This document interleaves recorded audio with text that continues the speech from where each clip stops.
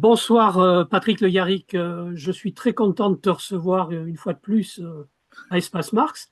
Donc après ton livre sur les chemins de la paix pour l'Ukraine, tu viens de commettre un nouvel essai sur la situation internationale. Euh, Attends, je retrouve le titre, excuse-moi. Un monde à la renverse.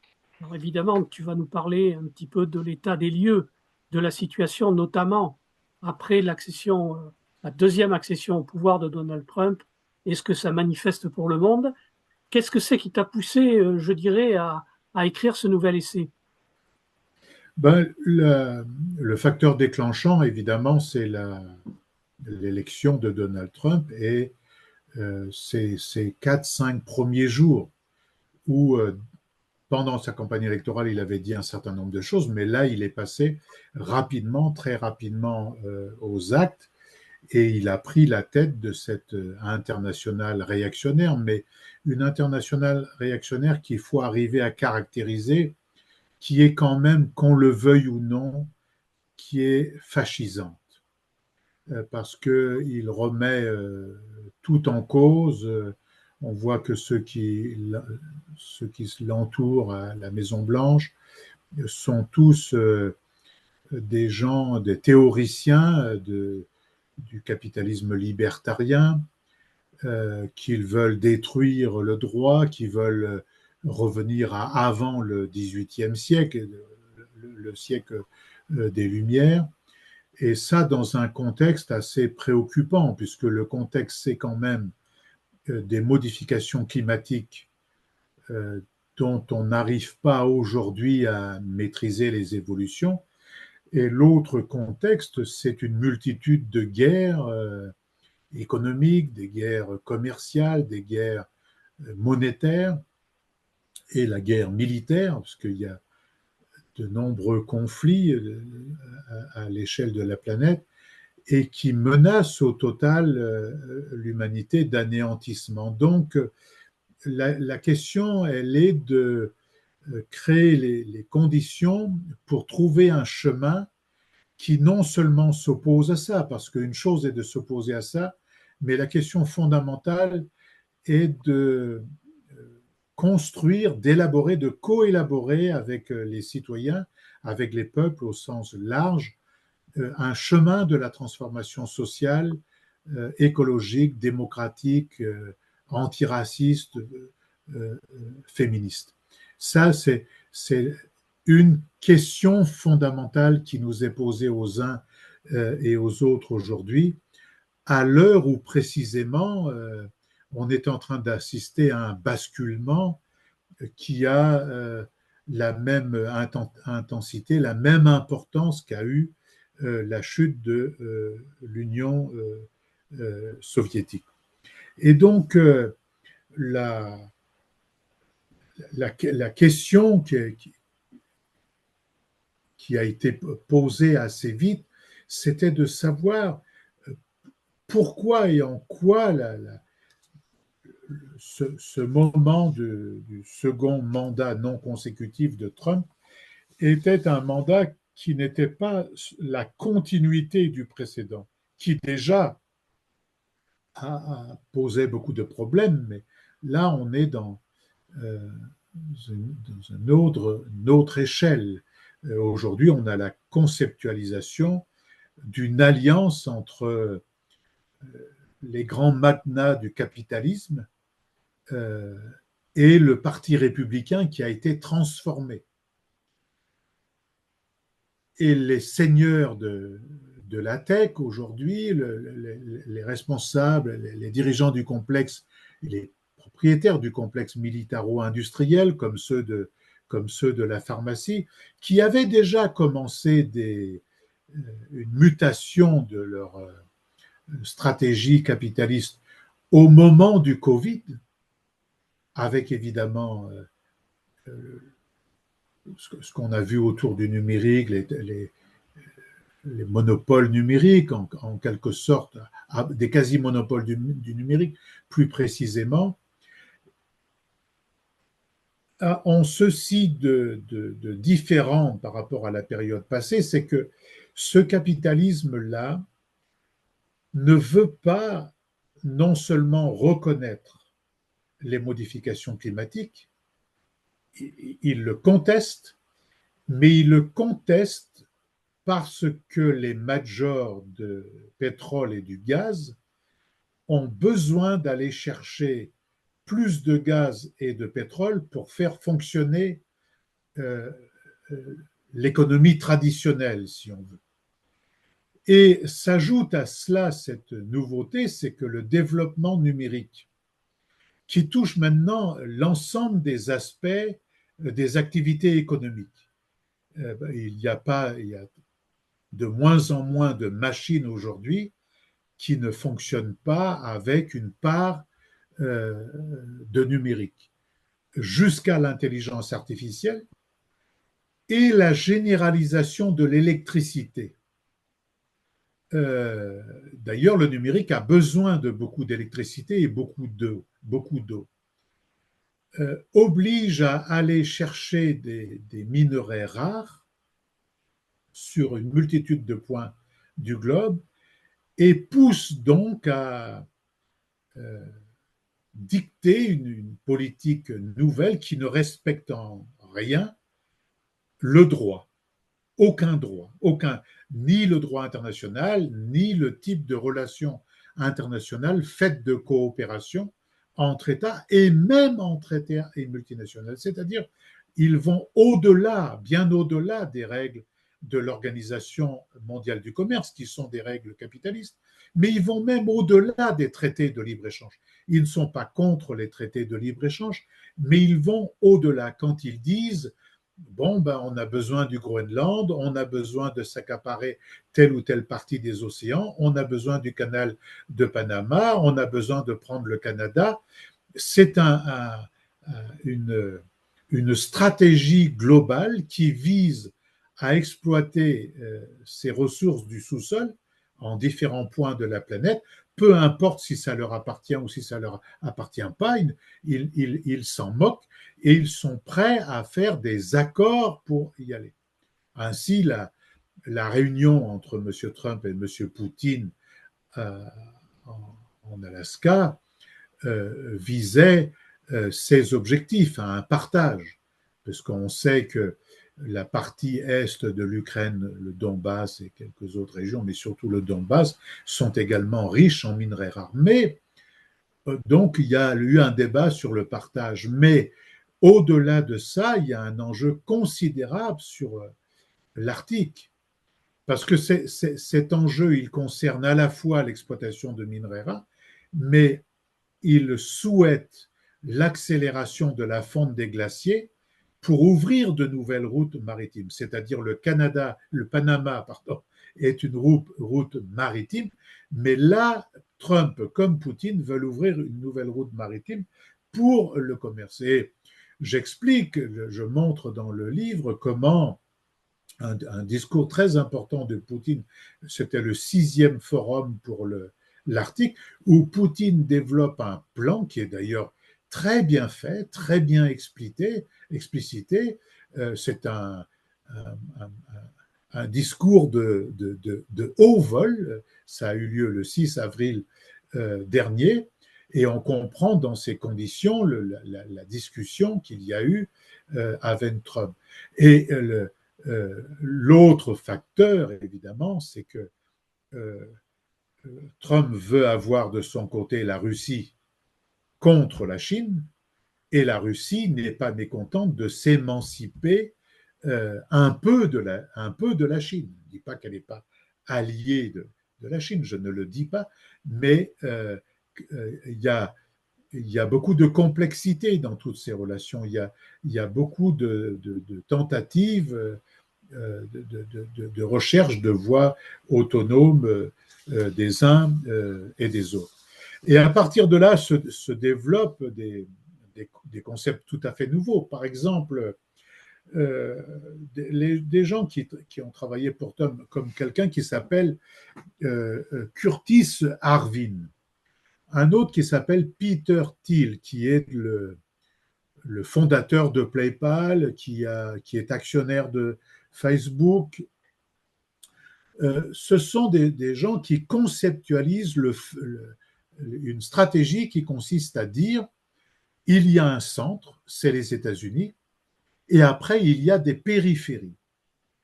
Quand le vice-président américain J.D. Vance est venu à Munich faire son discours au mois de février dernier, tout le monde s'est offusqué du contenu de son discours, mais son discours s'adressait à la périphérie. L'Union européenne n'est qu'une périphérie. D'ailleurs, euh, euh, il se comporte comme périphérie.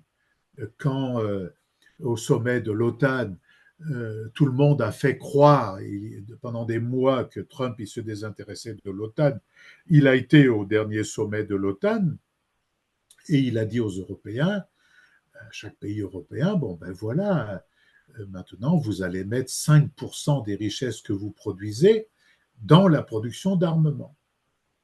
Et il a ajouté, dans les dépenses d'armement. Mmh. Et il a ajouté, vous achèterez les miens.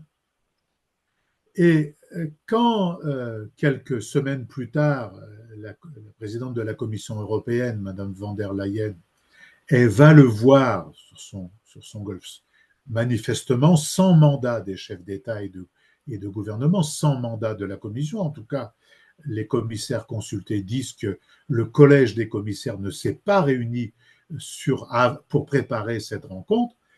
Que lui a dit Trump? Trump lui a dit, voilà, madame, vous allez m'acheter pour 750 milliards de pétrole et de gaz, à peu près 600 milliards d'armement, et en plus, madame von der Leyen, elle revient, puis elle dit, il demande aussi que les entreprises européennes investissent pour environ 700 milliards, donc 640 milliards aux États-Unis. Quelques heures après, Trump fait un tweet et dit non, mais Madame von der Leyen m'a très mal compris. Ce que je demande à l'Union européenne, c'est un don de 600 milliards de dollars. Autrement dit, cette Union européenne, elle se comporte en vassal, elle se comporte comme périphérie. Et c'est-à-dire cette alliance euro-atlantique, n'est pas détruite. Au contraire, ils sont en train de la renforcer. Et ce qui avait été dit avant la venue de Trump au pouvoir dans des rapports très importants, les rapports de M. Draghi ou ceux de M. Enrico Letta sur la nécessité d'investir, il y a une part d'enjeux importants qui sont soulevés dans ces rapports. Mais en vérité, quand M. Draghi a dit qu'il faut 750 milliards d'investissements industriels et dans l'industrie et le numérique, ça s'est traduit aujourd'hui par un investissement de 800 milliards, ça correspond à 5% des richesses produites, dans l'armement. Et donc, Peter Thiel nous considère comme une périphérie. Mais il considère qu'il serait mieux que le monde soit organisé autrement. Il pense qu'il faudrait avoir le centre, l'impérium, et 1000 États. Et dans ces 1000 États, on ne fait plus de politique. Ces 1000 États, ce seraient des enclaves, ce seraient des zones franches, des paradis fiscaux, des zones industrielles ou numériques, où évidemment il n'y a ni impôt ni rien, mais mieux que ça, quand il dit il ne faut pas qu'il y ait l'enclave est un moyen de réorganisation politique des sociétés et du monde, il veut dire par là que dans cette organisation-là, il n'y a évidemment pas d'élection, c'est celui qui investit qui gouverne, en lien avec le centre. Et en face, le président Poutine, lui, développe le concept de État-civilisation. Et l'État-civilisation, d'autres pays, d'autres chefs d'État l'ont fait, les Chinois l'ont fait, les Indiens, mais lui découle de ce concept-là d'État-civilisation, a découlé, je le cite très longuement dans mon livre, des modifications de la constitution russe, qui n'est plus une constitution laïque au sens où on l'entendait. C'est une constitution qui inclut la religion orthodoxe désormais. Et l'État-civilisation veut dire que partout où il y a des Russes, c'est-à-dire en Ukraine, en Biélorussie, toute, toute une zone d'influence de la Russie, celle du tsar, mais celle aussi de l'Union soviétique, où des Russes, il y avait la liberté de voyager, de s'installer, il y avait des Russes dans de nombreuses républiques, et il dit, tout ça, c'est l'État russe, c'est donc l'État grand russe. Et donc, on est à cette période de construction de nouveaux empires, sous la férule d'un capitalisme qui est en train de muter. Alors, évidemment, tout ça n'est pas venu comme un cheveu sur la soupe. J'explique dans une partie que j'appelle fouiller le contexte, qu'il faut regarder comment ces dernières années le capitalisme qui est mondialisé et financiarisé, mais qui n'est pas uniforme. Le capitalisme n'a jamais été d'un seul bloc. D'abord, il est traversé par des fractures territoriales, des fractures continentales, mais il est aussi de nature diverse. Les intérêts du capitalisme industriel ne coïncident pas avec les intérêts du capitalisme financier. C'est tout le débat d'ailleurs qu'on retrouve de la politique de M. Hollande et de M. Macron. Il y a des capitalismes nationaux qui s'opposent à d'autres capitalismes nationaux. Le capitalisme commercial n'a pas les mêmes intérêts que le capitalisme industriel, et le capitalisme bancaire a d'autres intérêts. Donc, ne disons pas qu'il est uniforme, mais justement, la tentative de développement du national-capitalisme, ce que j'appelle le national-capitalisme, rend le monde dangereux.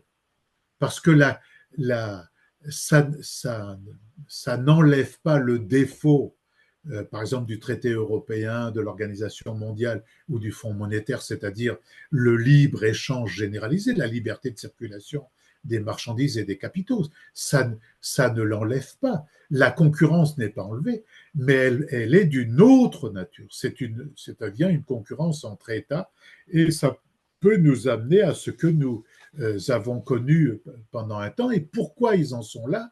Quelle est l'analyse de ces gens-là qu'on retrouve dans toutes les extrêmes droites européennes, qu'on trouve chez Trump? Quand Trump s'adresse aux plus démunis aux États-Unis, aux plus exploités aux États-Unis, il leur dit, mais c'est la mondialisation libérale qui vous a conduit là. Donc, moi, je vais combattre la mondialisation libérale, je vais mettre des taxes aux frontières, des droits de douane, mais la vérité, elle n'est pas tout à fait celle-là, c'est que les droits de douane visent à combler une part du déficit américain, c'est-à-dire faire payer aux autres peuples le déficit américain. Il faut savoir que nous, en France, il y a un débat d'artisans commerçants autour de la dette. Lui, c'est un problème industriel qu'il a, puisque les États-Unis, ils ont le tiers de la dette mondiale. Le tiers de la dette mondiale.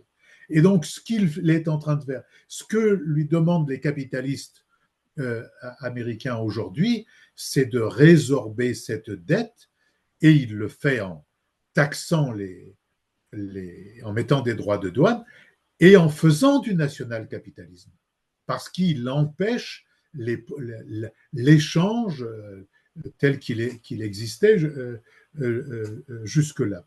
Mais ce qu'il y a surtout derrière, c'est la question du dollar. C'est-à-dire que les BRICS, qui contestent le dollar comme monnaie commune et qui veulent une vraie monnaie commune mondiale,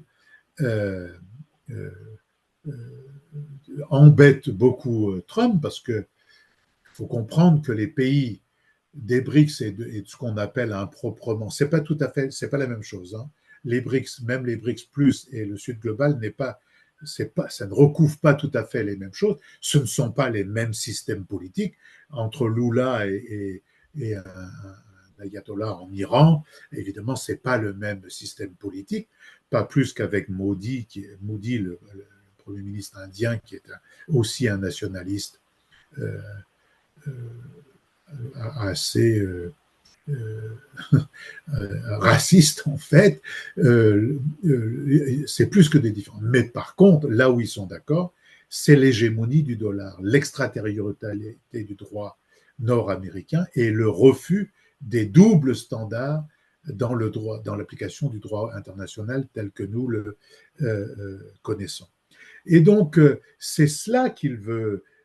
Aujourd'hui, par exemple, le dollar, euh, il, il est sous-évalué de 15% par rapport à l'euro, c'est-à-dire nous avons la double peine, nous avons la taxe, et quand nous voulons exporter, ça nous rapporte bien moins. Donc, c'est l'ensemble de ces données-là, une tentative de résoudre les polycrises, en quelque sorte, du capitalisme, qui les a conduits à ça. Mais aujourd'hui, quelle que soit la manière dont on regarde ces contradictions-là et les manières de les résoudre, ils n'ont pas de solution. Parce que nier les modifications climatiques, on voit bien, les études en Europe aujourd'hui disent, mais les modifications climatiques ont coûté 43 milliards en Europe. Mais ils coûtent à tout le monde, mais ils coûtent aussi aux capitalistes. Si ils font des politiques d'austérité, ils continuent de refroidir la croissance et donc ils aggravent leur propre crise parce que ralentir la croissance, c'est ralentir aussi l'accumulation du capital. Essayer le capitalisme vert, mais d'abord, il y a vert et capitalisme dans ces deux mots, ça ne résout aucun de leurs problèmes, puisque même dans le capitalisme vert, il faut aller chercher de la ressource très loin. Par exemple, le lithium pour les voitures électriques, personne n'a encore démontré que c'était là où on exploitait sain pour ceux qui travaillent dans les mines et puis surtout sain pour la nature. Il y a des marées de lithium liquide qui coulent dans certains endroits, dans un certain nombre de pays. Autrement dit, et puis vouloir répondre à la demande sociale, par exemple, vouloir répondre à la demande sociale, ils ne le feront pas non plus. Ils ne peuvent pas le faire. Ça baisse leurs profits, ça baisse la rémunération des actionnaires. Donc, c'est l'ensemble de ces contradictions-là qui sont en train d'exploser aujourd'hui. Ce sont des contradictions objectives. Et les mouvements qui contestent les mouvements des peuples, qu'il faut regarder sur une longue période, pas seulement s'arrêter sur un ou deux moments. Mais le mouvement des peuples, depuis les révolutions arabes, depuis toutes les expérimentations qui sont faites aujourd'hui pour chercher autre chose, les mouvements des femmes, les mouvements des jeunes pour le climat, les mouvements sociaux contre l'austérité de ci, de là, dont on ne parle pas, peut-être pas suffisamment. Même des mouvements à l'intérieur, des mouvements internationaux parfois, à l'intérieur de grandes entreprises numérisées, ce sont des entreprises qui ne font que de la logistique comme Amazon. Aujourd'hui, il y a des jeunes de différents pays qui s'organisent et qui se mobilisent. Ça s'oppose à ce système-là. Les BRICS, l'organisation des BRICS, ça va quand même être la majorité de la population mondiale. Ça s'oppose à ces mécaniques-là. Je ne dis pas que ça s'oppose au capitalisme, mais ça porte en germe la recherche d'une société nouvelle, d'une autre organisation des sociétés. Et donc, à partir de là, on ne le débat, malheureusement, c'est que si nous ne sommes pas assez attentifs, si nous ne faisons pas ce qu'il faut, si nous ne posons pas la question que je pose dans le livre, quelle humanité voulons-nous être, pour jeter les bases de rassemblement, de discussion, de retrouvailles dans des manifestations, dans des fêtes, comme on l'a connu le week-end dernier à la fête de l'humanité. C'était typiquement ça ce qui s'est passé à la fête de l'humanité. Il faudrait l'analyser ainsi. Mais d'autres mouvements, euh, quand on voit ce qui se passe aujourd'hui, le mouvement mondial aujourd'hui de solidarité pour une reconnaissance et l'arrêt du génocide du peuple palestinien et l'application du droit international, parce que c'est de ça qu'il s'agit. Ce sont des mouvements considérables.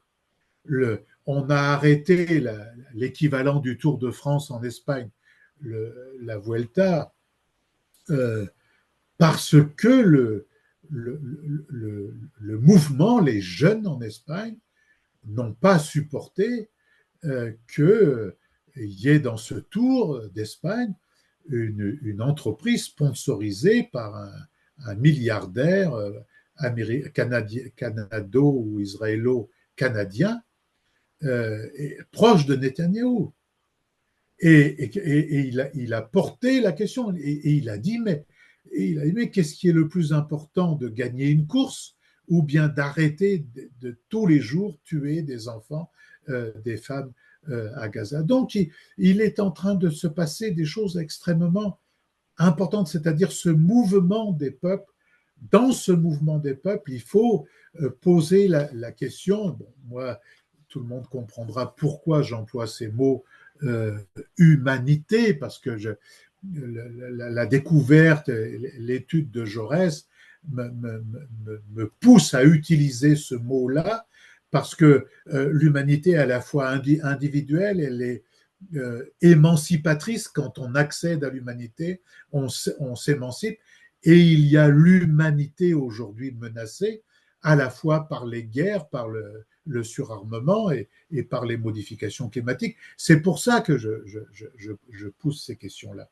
Et donc, je pense que le seul moyen, ce que j'essaye d'expliquer, mais ce ne sont que des éléments de débat, je ne dis pas que j'ai raison, mais je pense que le moyen aujourd'hui de faire front contre le fascisme, c'est d'être audacieux, c'est-à-dire aider à l'élaboration d'un projet émancipateur dans lequel les jeunesses et les peuples sont partie prenante. Et je considère que le rôle des progressistes, des gens attachés à la transformation sociale, démocratique et écologique, elle est là. Et donc je développe ceci, j'ai repris la question de la République en considérant que on avait là une base, on avait là un bien commun. La République, elle est galvaudée, elle est dévaluée, elle est tous les jours, elle est meurtrie, parce qu'on ne respecte évidemment pas les valeurs de la République, les politiques.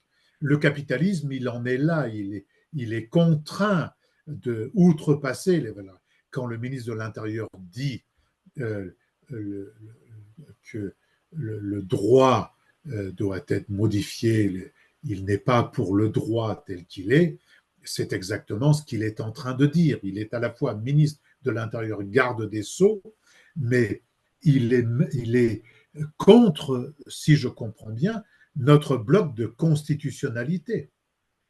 Les communistes ont été contre la Constitution de la Ve République, mais ils n'ont pas été contre le bloc de constitutionnalité qui inclut la Constitution de 1946. Et j'ai été amené donc à approfondir ça et à dire, mais comment, quelles seraient les bases pour faire une république, d'abord de faire de la République un bien commun de tous, de tous les citoyens qui vivent sur notre territoire et qui arrivent à comprendre, à devenir propriétaires de tout ça, qu'on soit tous copropriétaires, et en même temps comment faire une République des biens communs en démarchandisant les biens commun. Et j'ai plongé beaucoup dans les débats de la Révolution française qui sont passionnants en vérité. Et je trouve, moi, que la Constitution qui n'a jamais été appliquée, la Constitution révolutionnaire de 1793, devrait être réétudiée, mise au goût du jour, non pas pour appliquer strictement, mais l'esprit, la philosophie de cette Constitution doit être reprise. Et de là découle de cette question de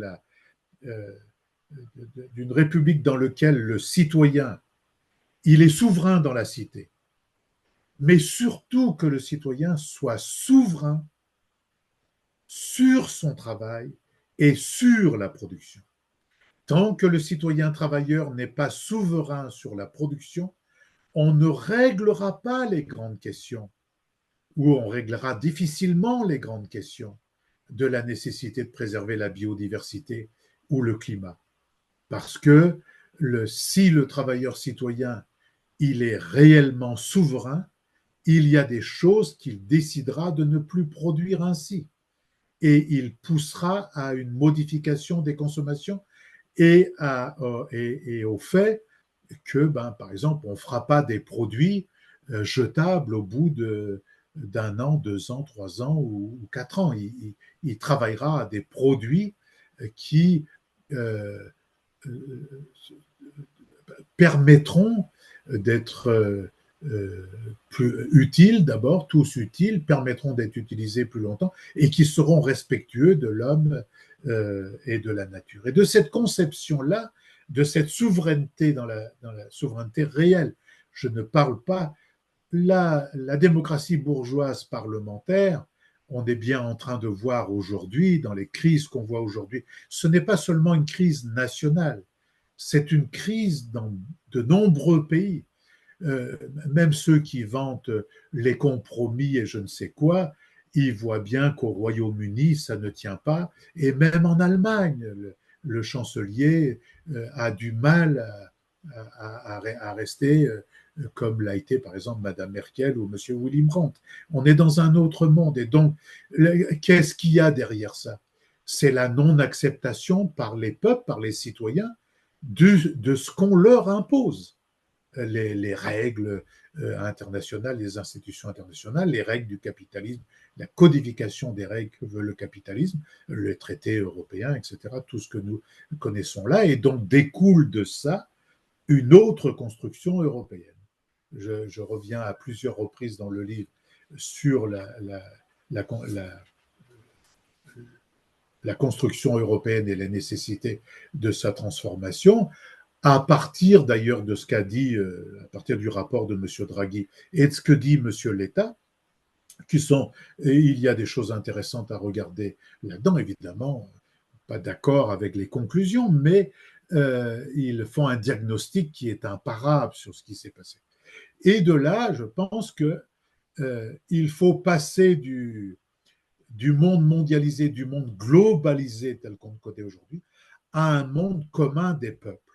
Et je reviens donc à la mondialité qu'il faut construire et ce que j'ai commencé à développer dans mon précédent livre et que je développerai sans doute beaucoup plus avant après, c'est de ce projet qui pourrait unifier les peuples, quels que soient les lieux où ils se trouvent, quelle que soit leur religion, leurs opinions, leurs histoires. C'est est-ce qu'on ne peut pas se rassembler sur un pacte de sécurité humaine et écologique globale, de telle sorte que chacune et chacun soit propriétaire du monde et propriétaire en sécurité du monde.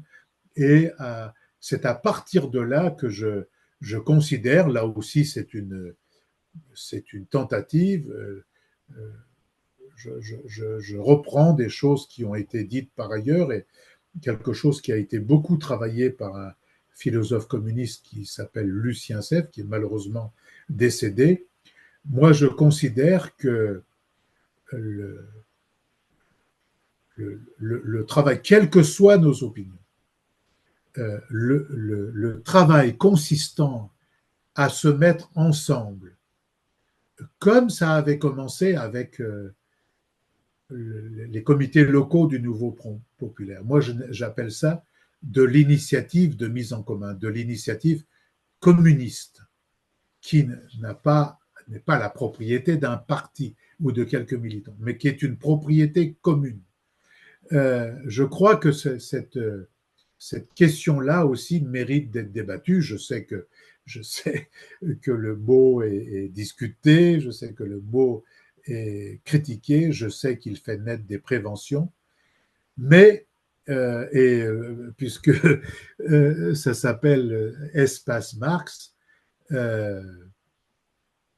on est bien obligé, mais surtout heureusement obligé de constater que de plus en plus de recherches, de plus en plus de jeunes se penchent aujourd'hui dans les travaux de Marx parce que la crise du capitalisme telle qu'elle se développe et les mécanismes du capitalisme qui ont été démontés par Marx et Engels interrogent beaucoup. Et il y a certes du communisme philosophique, mais je pense que ça peut se transformer en communisme politique. Et donc, je termine un peu par une recherche, par des tâtonnements autour de cela pour ouvrir des débats. Voilà, donc le livre, il est pour essayer d'écrire un monde qui est justement à la renverse. Il y a une internationale réactionnaire, mais elle a ses ramifications sur notre sol et des ramifications officielles, pas seulement dans ce qu'on dit parfois la télévision Bolloré et tout ça. Il y a des gens, des institutions qui passent sur les chaînes de télévision françaises comme des experts et qui sont en fait membres, animateurs d'institutions liées à la fondation qui a fait élire Trump aux États-Unis et qui nous raconte les mêmes choses qu'aux États-Unis. Et donc, il faut ensemble pouvoir prendre cette contre-offensive parce que je commence le livre en disant qu'on est un quart d'heure avant le tocsin et moi, je ne voudrais pas que sonne le tocsin. Je veux qu'on empêche que sonne le tocsin. Voilà, merci beaucoup. Ben, écoute, merci Patrick, hein. Je ne sais pas si j'ai envie de te... J'aurais plein de questions à te poser, mais franchement, ce que tu viens de nous dire a une telle unité, je dirais, d'éléments de compréhension. Juste peut-être deux ou trois précisions que j'aurais envie de te demander. Comment tu arrives à résoudre, parce que tu nous as parlé de capitalisme libertarien au début de ton propos, puis ensuite tu parles de national-capitalisme. Comment tout ça s'articule quand même? Parce que ça pourrait apparaître comme extrêmement contradictoire. Ben, en vérité, c'est un mélange. Il ne faut pas exclure qu'entre eux, ils aient des discussions, ils aient des confrontations. On a vu comment la tension qu'il y a eu il y a quelques semaines de ça entre Musk et Trump. Donc il y a des tensions parce que la différence entre leur discours et puis ce qu'ils sont capables de faire, c'est le mouvement du réel. Trump, pour l'instant, par exemple, il expulse des immigrés de manière violente, mais est-ce que ça ne va pas se confronter demain à des problématiques nouvelles, y compris dans le camp capitaliste? Parce que le camp capitaliste, il a besoin de cette immigration du travail pour baisser les rémunérations, pour baisser les droits sociaux, mettre en concurrence les travailleurs. Donc, il y a bien des tensions. Quand on lui a dit à Musk de sortir sa tronçonneuse, ce qu'il a fait pour détruire l'État social américain et détruire les rouages du fonctionnement de l'administration, bon, ben, ça se heurte au réel. Il y a un moment où ça ne marche plus, ça ne marche pas. Donc, euh, les deux cohabitent, les deux fonctionnent. Et selon les moments, il n'y a pas de contradiction. Il n'y a, au bout du bout, il n'y a pas de contradiction entre eux. Mais la contradiction, elle est dans la décision politique. C'est-à-dire, on le voit bien en France. Euh, il faut, le président de la République et le précédent, M. Hollande, faisaient pareil.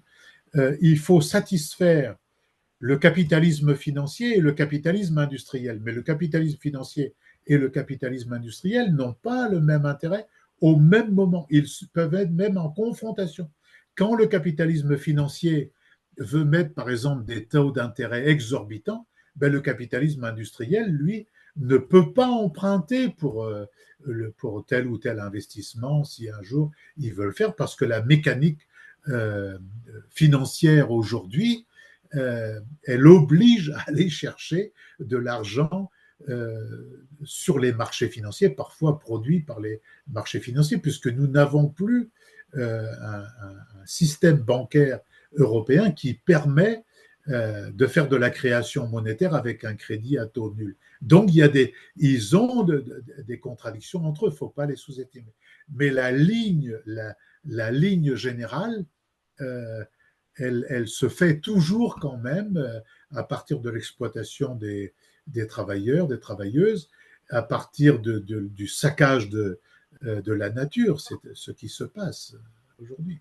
D'ailleurs, il y a aussi des moments de convergence. Quand le système bancaire prête aux, aux, grands, aux grands groupes pétroliers de l'argent pour aller faire de nouvelles explorations pétrolières, bon, ben, ils sont bien de connivence avec une volonté de retour sur investissement.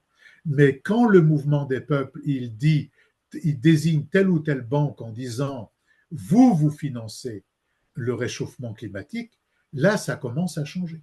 On a vu, par exemple, comment un fonds de pension norvégien, il y a 10 jours de ça, s'est retiré du capital d'une entreprise israélienne parce que cette entreprise israélienne a été dénoncée comme une entreprise qui aujourd'hui, Caterpillar, qui comment, détruit les maisons à Gaza. Très bien. Et alors, c'est toi qui décides, soit on continue, soit on se réserve, je dirais, des interventions complémentaires. Parce que moi, il y a une question, bon, apparemment, tu sembles vouloir travailler un petit peu là-dessus, mais bon, moi, ça m'intéresse beaucoup. C'est ce que tu as évoqué à la fin sur la citoyenneté dans l'entreprise et sur l'importance, je dirais, de ce lieu comme moyen, je dirais, de transformation sociale révolutionnaire pour l'avenir. Mais bon, ça mériterait de longs développements. Peut-être que ça pourrait être, je dirais, une contribution éventuelle pour le mois de décembre. Je te jette ça comme ça. Mais c'est une question capitale au point où nous Bien en sommes. sûr, bien sûr. C'est une question difficile, mais c'est une question capitale. C'est-à-dire que l'organisation syndicale, elle a raison de demander des pouvoirs supplémentaires des salariés dans l'entreprise. Mais plus, plus on réfléchit, plus on est amené à penser quand même comme Marx. Marx a dit la déclaration des droits de l'homme et du citoyen, c'est bien, mais il dit, moi j'ajouterais un mot. Il dit, je mettrais la déclaration des droits de l'homme, des citoyens et du travailleur. Parce que là, on voit bien que la question aujourd'hui, ce que posent par exemple des jeunes dans des grandes écoles, par exemple, on a cet exemple de Agrotech, où des jeunes, ils ont refusé leur diplôme, 7 jeunes, il y a un an, parce qu'ils ont dit, mais nous ne voulons pas de ce diplôme parce que nous ne voulons pas travailler au service d'un complexe agroalimentaire dont on sait qu'il pollue les sols et qui fait d'une alimentation transformée qui a des conséquences négatives sur la santé des gens. Quand ils disent ça, ils disent exactement, mais nous voudrions être maîtres de la production et du travail. Et donc, évidemment, ça pose une autre question, celle de la propriété lucrative. Je ne parle pas ici de la propriété de son jardin et de sa maison, de sa voiture. Je ne parle pas de ça. Je ne parle pas de l'artisan commerçant. Je ne parle même pas de la petite ou moyenne entreprise. Je parle de la propriété lucrative, c'est-à-dire une propriété aujourd'hui dans laquelle le capitaliste, il fait une production non pas pour répondre à une demande des gens, il fait une production qui répond à une demande qu'il a suscitée via la publicité et tout un appareillage qu'il y a autour, et pour ses intérêts de profit. Par exemple, pourquoi on ne... La firme qui fait, par exemple, le pesticide, l'herbicide, le Roundup, le glyphosate, qu'on appelle le Roundup, pourquoi elle ne cherche pas une solution alternative? Pourquoi elle ne dit pas, bon, ben d'accord, je mets mon secteur recherche-développement en lien avec les secteurs de recherche européens et avec euh, des scientifiques, les agriculteurs, des médecins, etc., pour qu'on essaye de mettre au point un nouvel instrument qui permettrait de faire ce que fait le Roundup, mais sans la pollution. Mais il ne va pas le faire. Parce que le seul Roundup pour Bayer Monsanto, qui fait à peu près 28 à 29 milliards d'euros de profit. Le seul Roundup, c'est 10 milliards d'euros de profit. Donc, lui, il ne va pas, et donc il va continuer à communiquer sur le Roundup, qui est formidable parce que ça allège le travail des paysans et tout ça, tout en les rendant malades, d'ailleurs, entre nous, soit dit. Si dans cette entreprise-là, les travailleurs, et c'était eux les maîtres, s'ils étaient propriétaires de l'entreprise, évidemment que ça ne se passerait pas comme ça. Et on pourrait comme ça multiplier les exemples. Et c'est pour ça que, de mon point de vue, par exemple, ce qui se fait dans le mouvement mutualiste, ce qui se fait dans les coopératives ouvrières, des ouvriers qui reprennent leur entreprise comme l'ont fait les producteurs de thé, Scopti, comme fait Duralex, comme le font un certain nombre, moi je considère que c'est quelque chose qu'il faudrait valoriser aujourd'hui.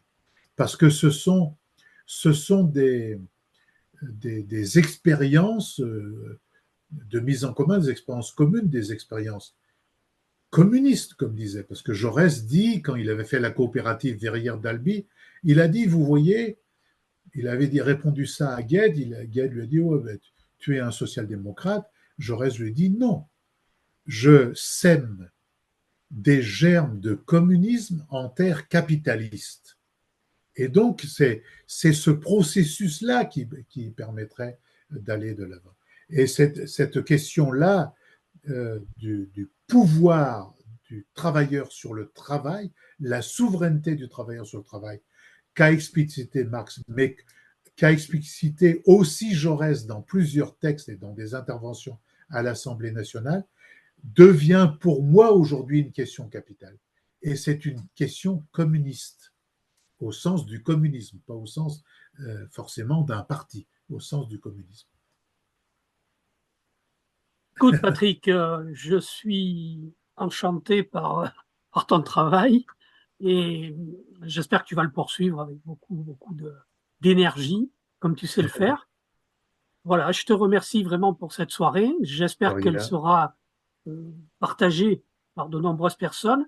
Et puis, je t'invite comme je l'ai déjà fait, mais je t'invite à participer à nouveau cette année à nos rencontres, dont l'intitulé va être Savoir, pouvoir, démocratie pour une transformation révolutionnaire de la société. Donc voilà, une transformation sociale révolutionnaire, pardon. Mais enfin, bon, tu vois, l'essentiel, mais je t'enverrai des éléments et j'espère peut-être que ça peut être un des angles d'attaque, une des approches de notre petit Ça, séminaire annuel. ça va être à quelle date, ça, à peu près? Ça va être première semaine de décembre. Ah, d'accord. On est toujours un peu dans ce créneau, qui est un peu original. Il n'y a pas d'université d'été, il n'y a pas de, Ah oui, etc. ouais, c'est bien. D'accord, d'accord, Voilà, Patrick. Écoute, je vais d'accord. arrêter Merci l'enregistrement. beaucoup, merci beaucoup.